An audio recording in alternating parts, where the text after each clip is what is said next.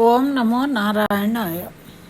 శ్రీమతే రామానుజాయ నమః. శ్రీమన్నారాయణ చరణం ప్రపద్య. అందరికీ నమస్కారం అండి. మనకు రేపు తొలి ఏకాదశి పర్వదినం. ముందుగా తొలి ఏకాదశి యొక్క శుభాకాంక్షలు అందరికీ తెలియజేస్తూ ఉన్నాను. అయితే ఈ ఏకాదశి నుండి మనకు ఏమేం జరుగుతాయి, మరి దక్షిణాయనము అంటారు. ఎందుకంటారు?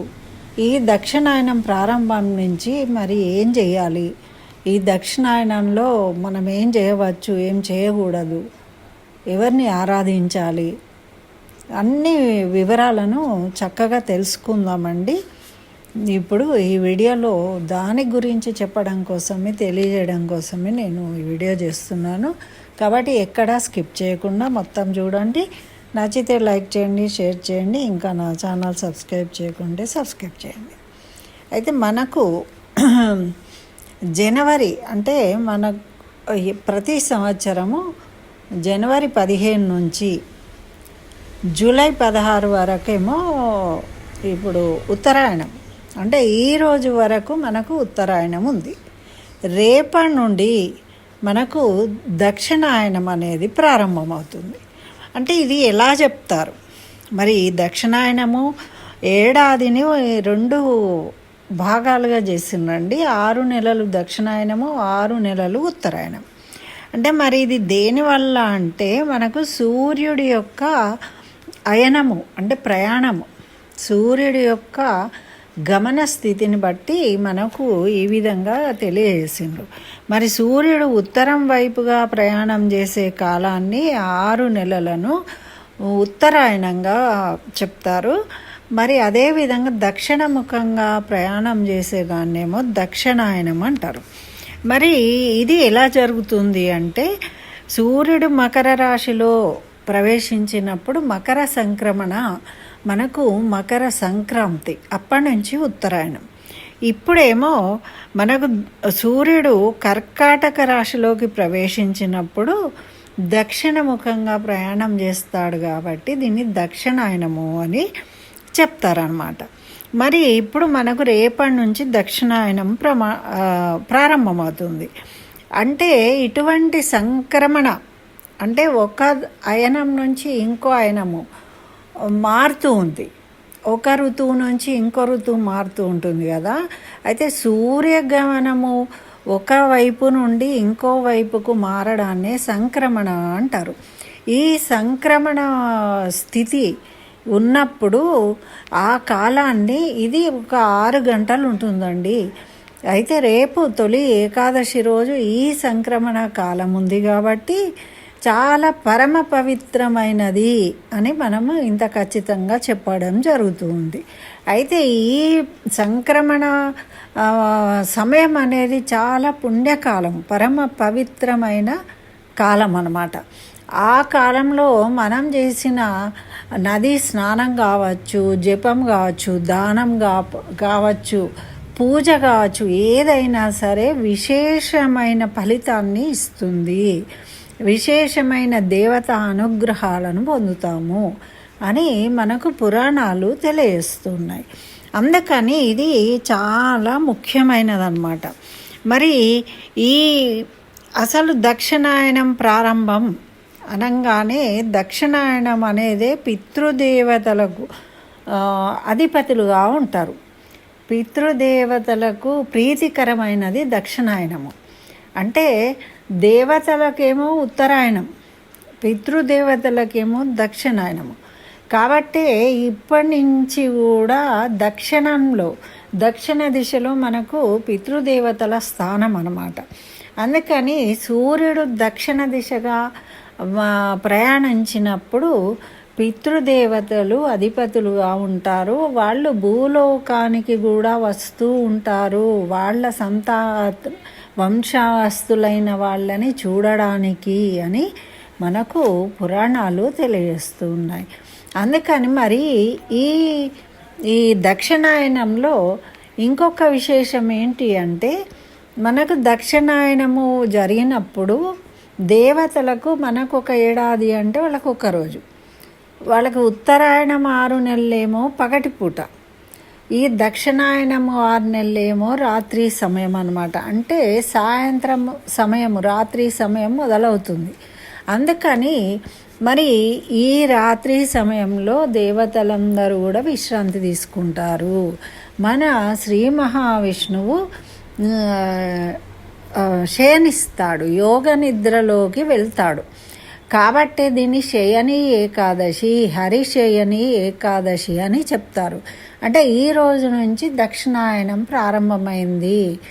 మన శ్రీ మహావిష్ణువు యోగ నిద్రలోకి వెళ్ళిండు కాబట్టి వారికి ఎటువంటి ఇబ్బంది కలగకుండా అందరూ సాధులు, స్వామీలు అందరూ కూడా ఏం చేస్తారు అంటే ఈ 4 నెలలు, అంటే మనం 4 నెలలు ఎట్లా అనంటే ఇప్పటి నుంచి కార్తీక శుక్ల ఏకాదశి వరకు కూడా ఈ రాత్రి కాలమే ఉంటుంది దేవతలకు. మరి ఈ రాత్రి కాలంలో శ్రీ మహావిష్ణువు యోగ నిద్రలో ఉంటాడు. కాబట్టి ఈ సమయంలో ఏం చేస్తారు అంటే దేవతార్చనలు చేస్తూ, ఉపాసన చేస్తూ, ఉపదేశాలు చేస్తూ కదలకుండా ఒకే చోట ఉండి వీరు కార్యక్రమాలను చేపడతారు. స్వామీజీలు కూడా అంటే వివిధ ప్రాంతాలకు ప్రయాణం చేయరు.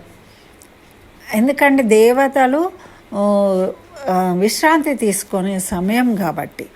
అదేవిధంగా మన శుభకార్యాలను కూడా మనం చేయం.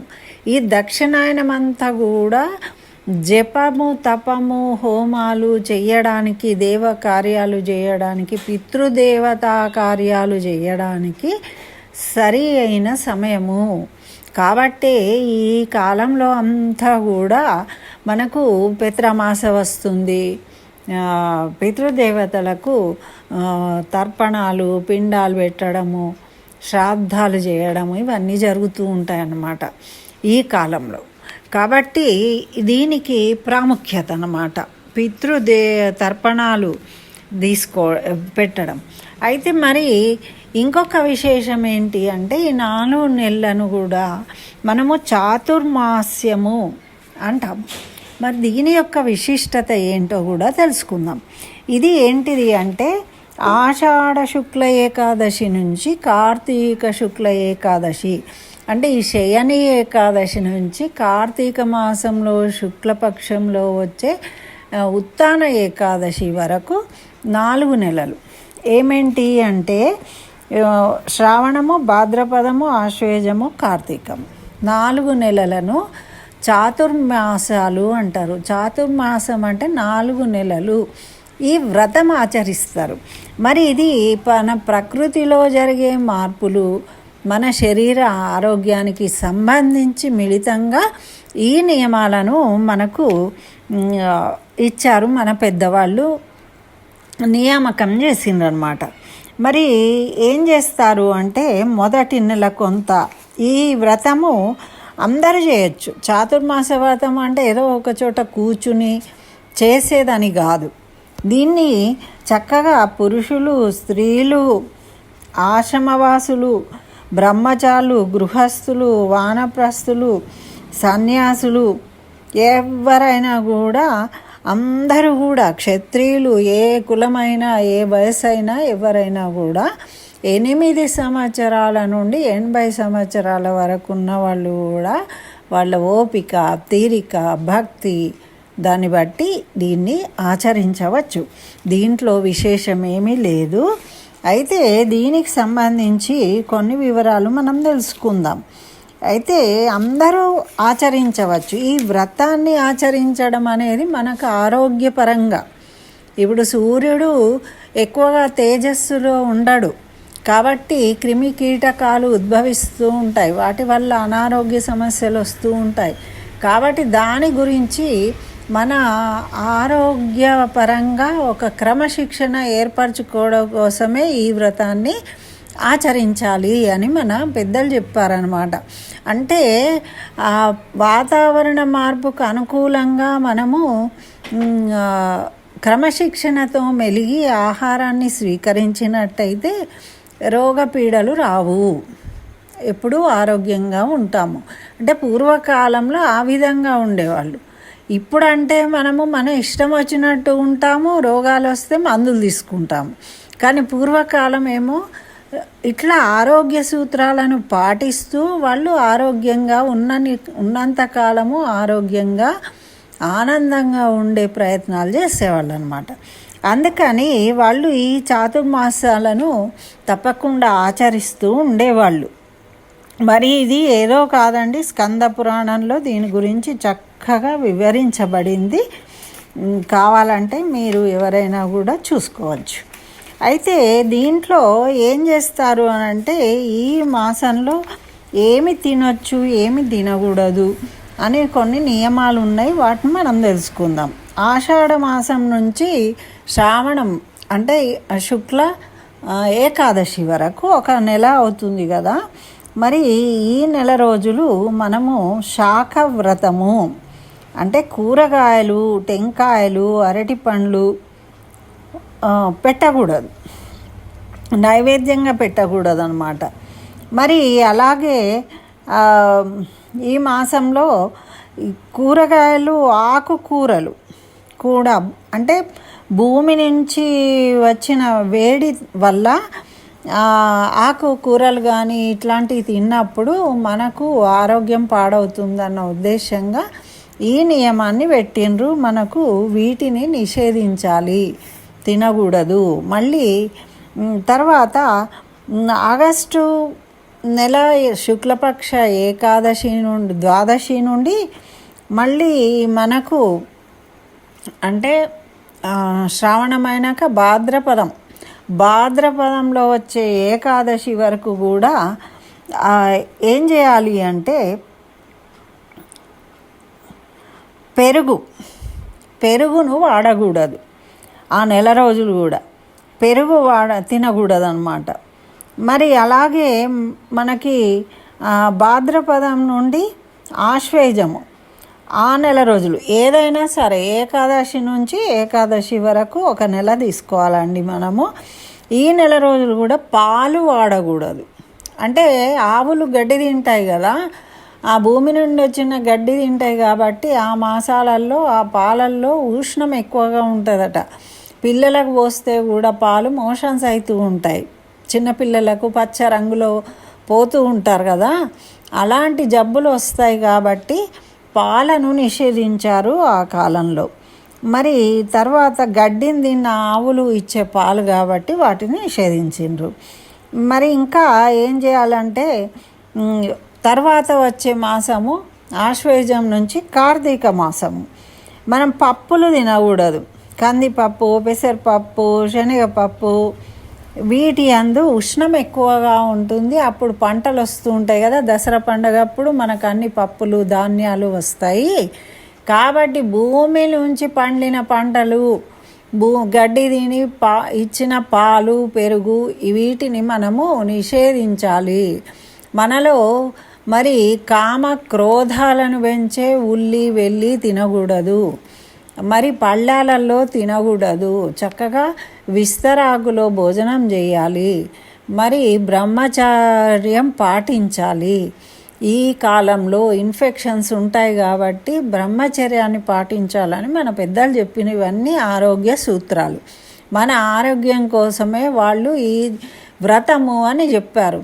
ఇది వ్రతము ఎవరి కోసమో కాదు, మన ఆరోగ్యము మన చేతుల్లో కాబట్టి పాటించిన వాళ్ళు ఆరోగ్యంగా ఆనందంగా ఉండగలుగుతారు. పాటించలేని వారు ఉందామనుకున్నా ఉండలేని పరిస్థితి ఉన్నప్పుడు మనము ఏమీ చేయలేము. మనకు వీలైనంత వరకు పాటించడానికి ప్రయత్నించడం మాత్రమే మనం చేయాలి. అయితే ఇవి చాతుర్మాస్యం యొక్క వివరాలు. ఈ విధంగా ఆచరించాలి. స్వామీజీలు అందరూ కూడా చక్కగా ఎక్కడో ఒక ప్రదేశంలోనే ఉంటూ వీటిని నిర్వహిస్తూ ఉంటారు. చక్కగా ఉపదేశాలు ఇస్తూ ఉంటారు, హోమాలు చేస్తూ ఉంటారు, అర్చనలు చేస్తూ ఉంటారు. వీరు ఈ 4 నెలలు కూడా అక్కడ కాలం గడుపుతారనమాట. ఈ విధంగా మరి ఈ నెలలో వచ్చే మనకు శుభకార్యాలు ఉండవు, కానీ చాలా పండుగలు కూడా వస్తూ ఉంటాయి కదండి. ఈ నెలలో వచ్చే పండగలు కూడా చాలా విశేషమైన పండగలు. అన్నీ అమ్మవారి ఆరాధనకు సంబంధించిన పండుగలు ఉన్నాయి మనకు. ఈ దక్షిణాయనంలో వచ్చే పండగలన్నీ దేవతలను సంతృప్తిపరిచే మహాలయ పక్షాలు వస్తాయి మనకు. శ్రావణ మాసంలో శ్రావణ పౌర్ణమి, వరలక్ష్మి వ్రతం, పూజ, అమ్మవారి ఆరాధన ఎక్కువగా ఉంటుంది. ఎందుకంటే శ్రీమన్నారాయణుడు చక్కగా యోగ నిద్రలో ఉంటాడు కాబట్టి అమ్మవారికి కాస్త నువ్వు చూసుకో అని చెప్పాడు అంటారు మన పెద్దలు. అందుకని ఈ దక్షిణాయనం అంతా కూడా మనము దేవి అమ్మవారి యొక్క ఆరాధనలే జరుగుతూ ఉంటాయన్నమాట. మన భాద్రపద మాసంలో చక్కగా వినాయక చవితి వస్తుంది. తర్వాత అమ్మవారు నవరాత్రులు, దసరా నవరాత్రులు, తర్వాత దీపావళి తర్వాత కార్తీక మాసము శివ కేశవులు ఇద్దరిని కూడా పూజించడం, తర్వాత మనకి ధనుర్మాసం. అంటే ఇవన్నీ కూడా ఎంతో విశేషమైనవి మనకు, అంటే భక్తిపరమైనవి, ఆధ్యాత్మికంగా ఉంటుందన్నమాట ఈ దక్షిణాయనం అనేది. అంటే మానవులకు సంబంధించిన శుభకార్యాలు ఈ మాసాలలో జరగవు, దేవతా కార్యాలు జరుగుతూ ఉంటాయి, దేవతారాధన జరుగుతూ ఉంటుంది. ఎందుకు అంటే ఇది నిషిద్ధ కాలం అని చెప్తారు.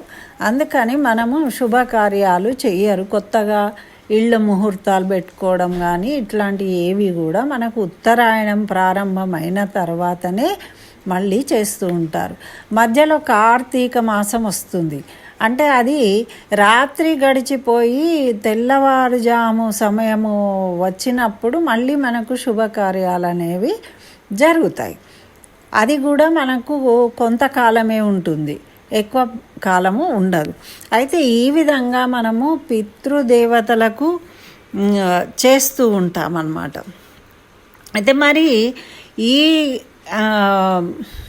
దక్షిణాయనంలో చేయవలసిన ఏంటి అంటే ధ్యానం చేయాలి, మంత్ర జపం చేసుకోవాలి, సూర్యోదయానికి ముందే లేచి వీలైతే నది స్నానం చేయాలి, పిండ ప్రదానాలు చేయాలి, పితృతర్పణాలు వదలాలి, సాత్విక ఆహారమే తీసుకోవాలి, ఉద్రేకపరిచే విధంగా ఉన్న ఆహార పదార్థాలను నిషిద్ధం. ఈ కాలంలో సాత్విక ఆహారాన్ని తీసుకోవాలి. మరి ఇంకా ఏం చేయాలి అంటే దానం చేయాలి.